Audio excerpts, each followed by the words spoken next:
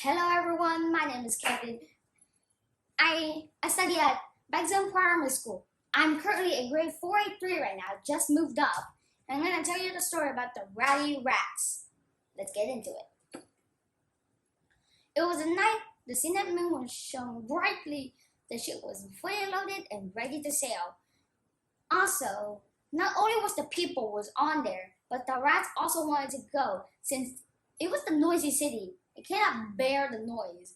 It's incredibly loud. So they decided to go on the ship, go into the cargo bay, then hide there to get to a new island where they will live there for the rest of their life. One by one, they sneaked up onto the ship and into the cargo bay. When they got to the cargo bay, they thought it was a good idea to find a hiding spot. They got comfortable in the cargo bay, in a dark cargo bay, in fact, and decided to hide there. There was rice, spice, flour, and silk. There were tons of things.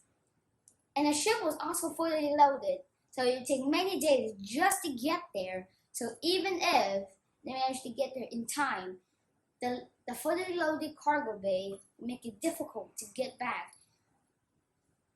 The rats got comfortable in the dark cargo bay, then decided to hide there. They had plenty to eat. Then many days went by.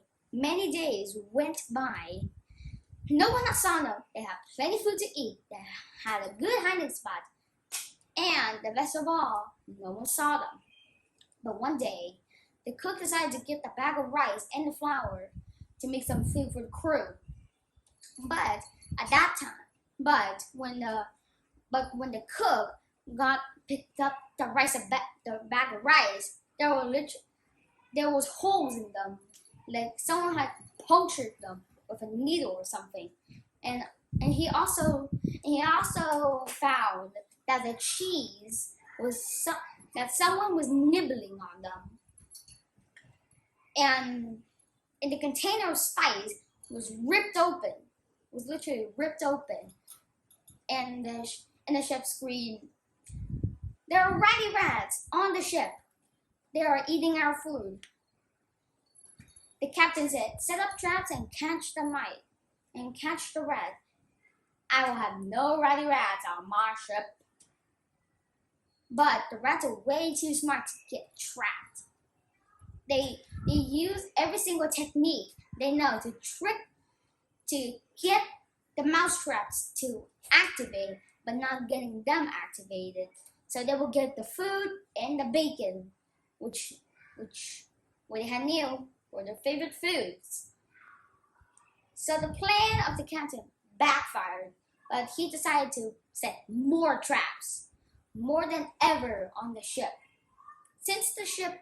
But one of the maids screamed, went to the hoist to get the hoists, to get the sails up, to get them moving for the night, to get them moving for the day. But then, when they were ready to hoist the sails, literally the entire sail literally have a massive hole in them.